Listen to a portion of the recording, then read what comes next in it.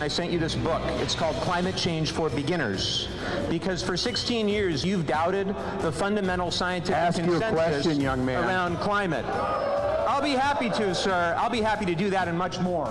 My question is, why do you blindly support Donald Trump's agenda to gut the EPA, to gut basic science?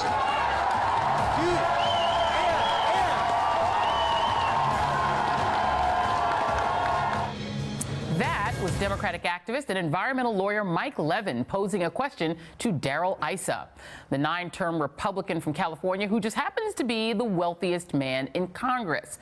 But Levin isn't just taking on Issa at town halls. He's also challenging him for California's 49th congressional district seat.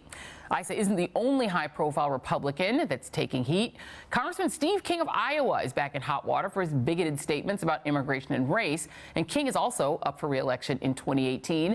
And with that, let's bring in our next guest, congressional candidate Mike Levin himself and Kim Weaver, who challenged Representative Steve King back in 2016. And Kim, I'm going to start with you because the question I think on everyone's minds is whether or not you're going to do it again. I'm going to let you think about that for just a minute while I play a little bit of a sound mashup of our friend Steve King. Where did any other subgroup of people contribute more to civilization? Than white people? Than Western civilization itself, that's rooted in Western Europe, Eastern Europe, and the United States of America, and every place where the footprint of Christianity settled the world. They're called dreamers because that's the most sympathetic term that could be applied to. And it sounds people. like Among all of these dreamers, there are some awfully bad people. Jesus never ordered anyone to be killed, and he never raised his hand to injure anyone specifically, but Muhammad did. And there's a big difference in this. And so they're carrying on the traditions that are centuries old. Kim Weaver, do you plan to challenge Steve King for his seat this cycle? I do. I'm all in. The official paperwork should be landing on the FEC desk tomorrow. And how do you beat Steve King? Because even despite years and years and years, the cantaloupe calf statement, the racist statements, he manages to get reelected. Is this district so ruby red that you cannot beat him? No, I don't believe so. I believe that we can beat him this cycle.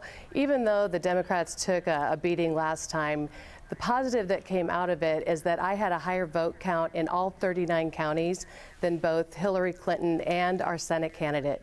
Additionally, I had higher vote counts in all but 2 precincts in the entire district. And so I think that shows the rest of the world that I have a chance. And what a lot of people don't realize is that while I was campaigning, I was also still working full-time and had very little time to fundraise. And the last 2 congressional candidates spent about $20 per vote. I spent $1.22. So it was a pretty grassroots campaign, and at this point in the cycle, I've already raised more in just 2 weeks than I did the entire time last time.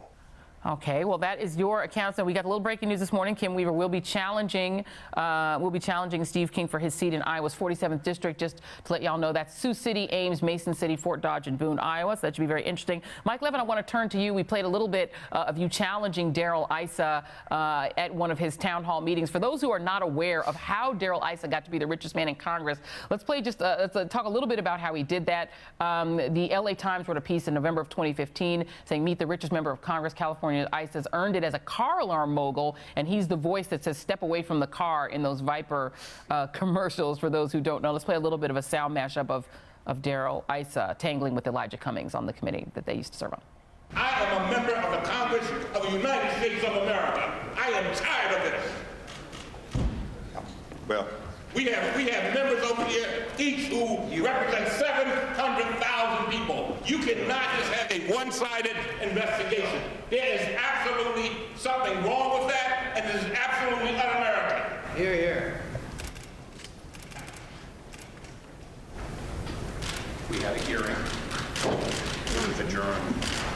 I gave you an opportunity to ask a question. You have no question. I do have a question. I gave you a speech. Chairman, what are you hiding? So, Mike Levin, this was the House Government Oversight Committee that Issa used to chair. He's a very wealthy man. He can self-fund. How are you going to beat him? Well, Joy, you know, we're going to beat him because of the attitude and demeanor that he showed in that clip. He's fundamentally out of touch with the constituents in his district. He's been in Congress for 16 years. What you didn't say is that his net worth has quadrupled since he's been in Congress, which I find fairly curious. But when you look at how he actually votes, he has been in lockstep with Donald Trump every step of the way. In fact, there's a Trump score that you can go on 538 and check, and he has a 100 Trump score, meaning that there isn't a single piece of legislation where he has not supported the Trump position, and that includes this Trump Care fiasco from this past week, where he said he was leaning yes before they had to pull the vote. So on virtually every issue, you know, this is why he is the most vulnerable incumbent in the United States House of Representatives, and why we will defeat him. And we're going to do it with a grassroots, huge group of donors, and we will ultimately prevail, because our issues are where the people of our district are at. Our district is not with Donald Trump. They're certainly not with Darrell Issa. So I'm going to ask you both of the remaining time that we have. This is one of the things I think that's really challenged Democrats in trying to take on Republicans in some of these seats is sort of what the Democratic Party stands for. Sort of what is the sort of purpose of the Democratic Party? And I'll ask you first, Kim, if you can encapsulate for me, what does the Democratic Party stand for? Decency over division. And that's something that I've been talking about the entire time I've been running. I'm focusing on solutions. People are threatening to boycott our state during RAGBRAI, which is a big bike ride across the state. And, you know, we just represent decency. Yeah. Same question to you, Mike Levin. Can you explain in sort of a one-liner what it is that the Democratic Party actually stands for? Well, I think strength and diversity, and actually appreciation for one's differences rather than just tolerance. You know, and Steve King, it's interesting. I asked Darrell Issa, actually called him out on social media multiple times to actually comment on Mr. King's divisive anti-immigrant rhetoric. I take it very personally. On one side of the family, my mom has parents from Mexico, Mexican immigrants. On the other side, Jewish immigrants. So, you know, that's what makes America great. A story like mine. My grandfather never even graduated from high school. He had 5 girls, all of whom went to college, and he became a United States citizen at age 50. That's what made America great in the first place, and we're losing our way with Donald Trump and Steve King and Steve Bannon, their divisive rhetoric and that dark undercurrent of intolerance. So as Democrats, we need to stand profoundly against that sort of rhetoric, and that's exactly what we're going to do. All right. Well, hopefully everyone will check you guys out. We're out of town, but very quickly, where do we follow you guys on Twitter? Kim Weaver, how do we follow you on Twitter? Your name? Kim Weaver, IA. Kim Weaver, IA. Mike Levin, how do we follow you, Mike? Mike Levin, CA, and MikeLevin.org. Thanks for having me, Joy. All right. Thank you very much, Mike Levin and Kim Weaver. Good luck to both of you.